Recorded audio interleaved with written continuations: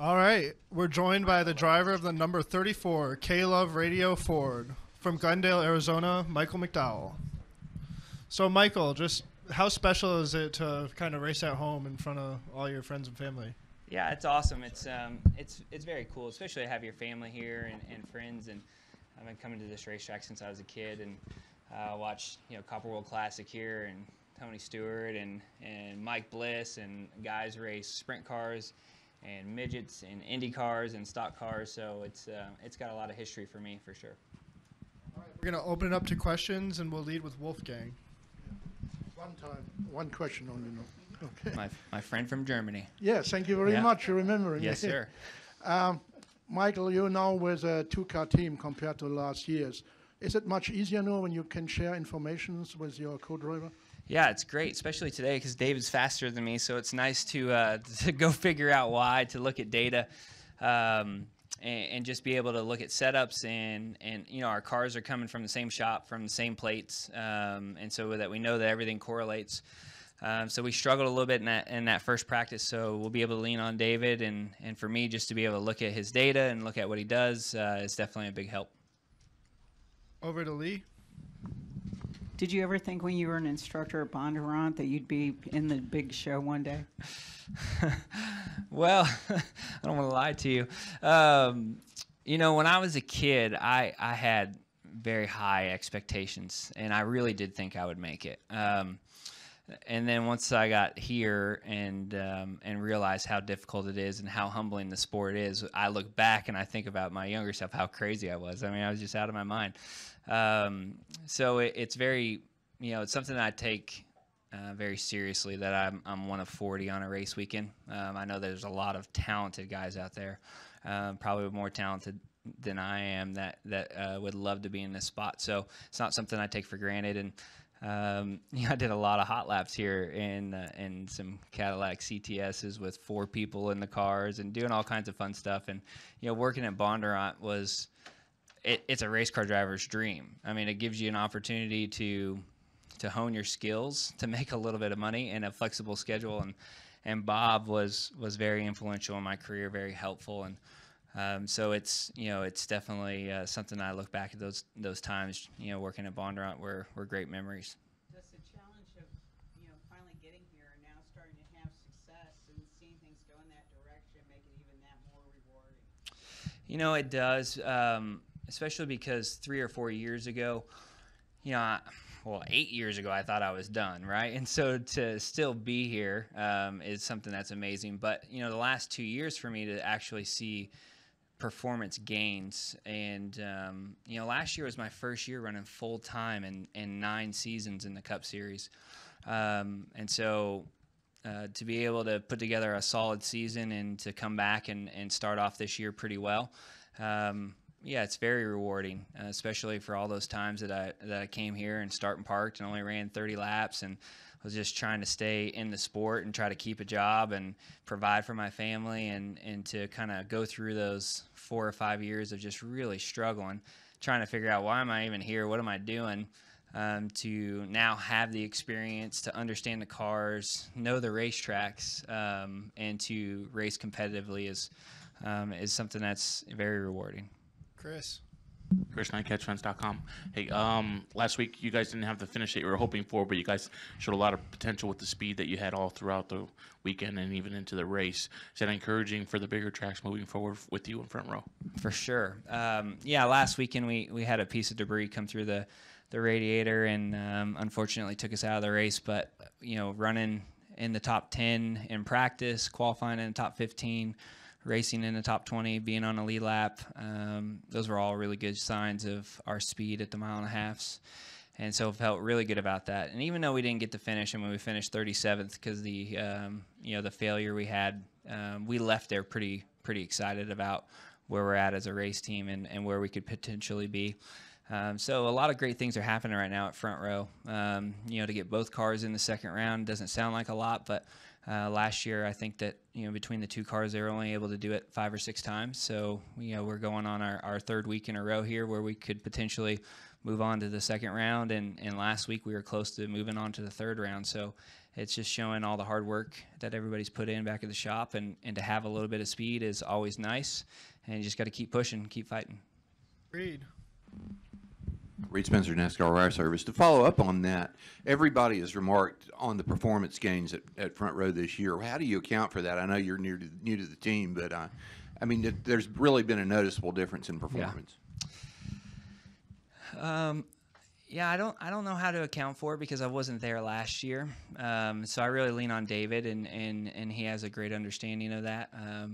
I think it's a combination of our partnership with Ford and Ford Performance, putting more resources into our team and allowing us to have more access to engineering support, and all those things are really helpful. And then the partnership and alliance with Roush Fenway's been growing over the years, and I think it took a few years just to work out how do we take in and process all this information. It's like drinking from a fire hose. You don't know what to do. I think now that we are in a situation where we understand the process and how it works, and what we need to do, and how we process the information seems to be pretty smooth. So all in all, I think it's just a slow progression. And I think that, a little bit in the off season is just bringing in some fire, of like, hey, let's do this. We're not okay where we're at, and how are we going to get better? And everybody pushing really hard in that direction. And then David and I pushing really hard and pushing each other. And Bob Jenkins is really leading that he doesn't want to run 30th every weekend. And so he's put the resources behind it to help improve it. And so far we've done that, and hopefully we can keep that momentum going. We're going to go over to Sam. Sam Brennan, ASU Blaze Radio. Obviously, you've grown up around this track, raced on it a ton of times, and now we're kind of seeing all the changes come into light. What is your opinion on all these changes, and do you think it's kind of bittersweet, or how are you reacting to it?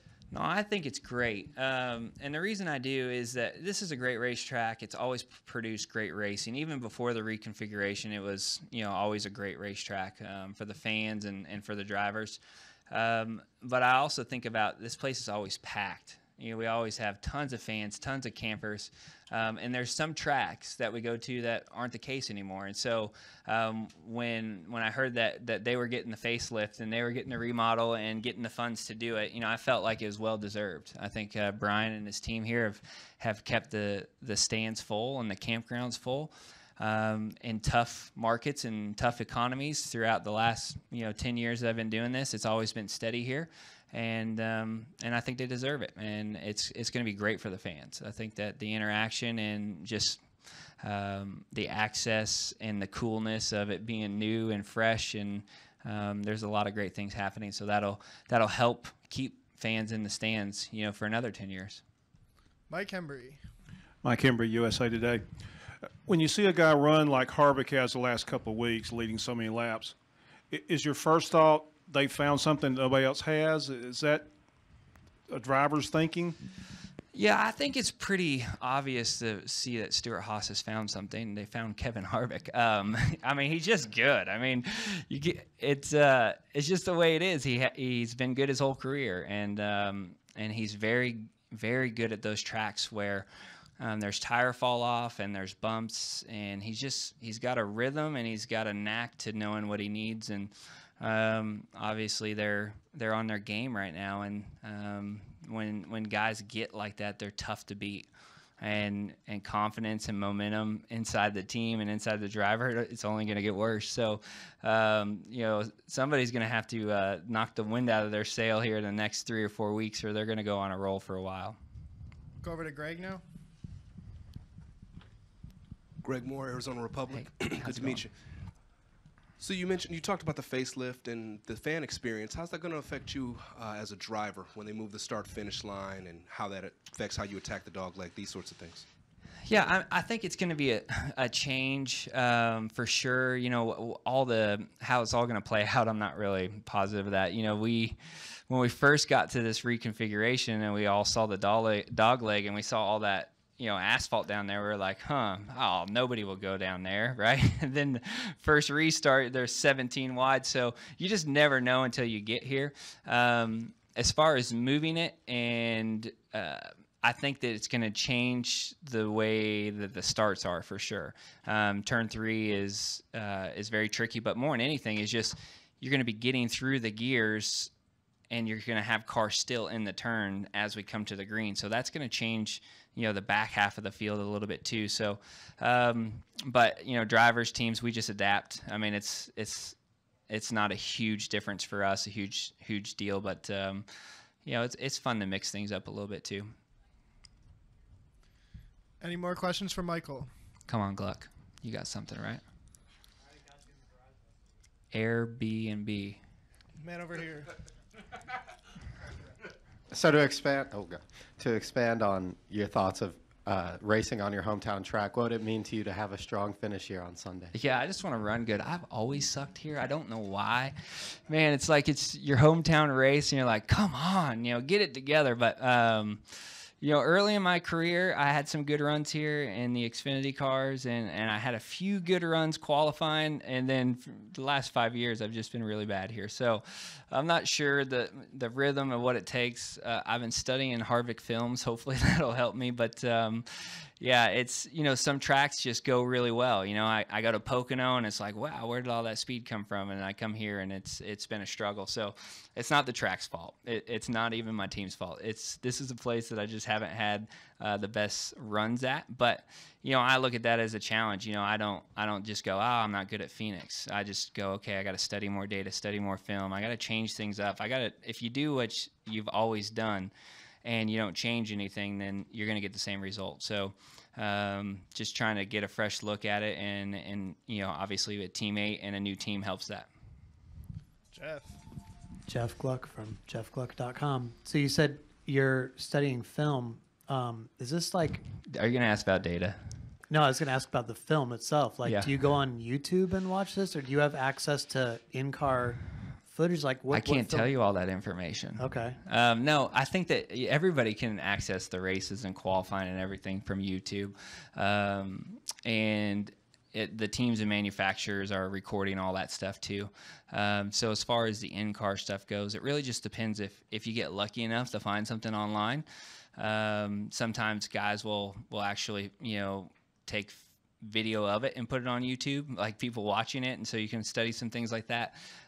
If it's inside a manufacturer, then you might get access to it depending on who it is and what team it is, and it's kind of changed throughout the years. It used to be you didn't get to see anything, and now NASCAR allows you to have more access to the videos to watch. So yeah. One more with Bob in the back.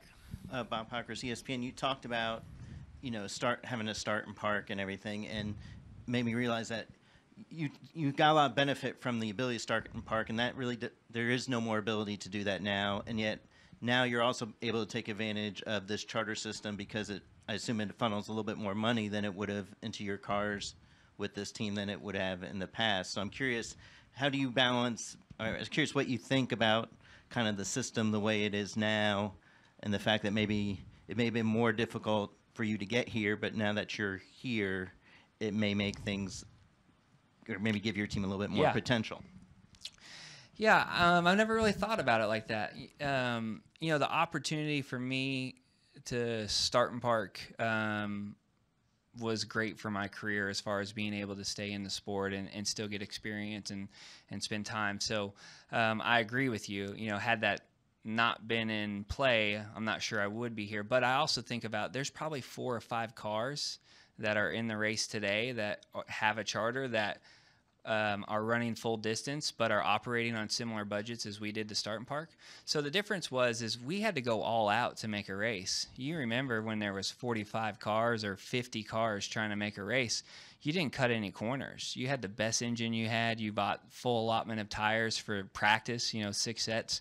You're in Q runs, the best radiators, the best everything you could have just to make the race. So we spent a lot of our money just to make the race then. Now, because you don't have to do that, I feel like 5 years ago, I'd just be in one of those cars doing that. So I think there are guys getting that same kind of experience. Ross Chastain last week, guys like that, where they're getting to run the full distance, where I wasn't able to do that, but I was able to qualify a car really fast because it had, all the cool parts on it that only had to go 2 laps. So, yeah. Does we have anything else? All right, Michael, thank you very much. Thank you. Have a great day.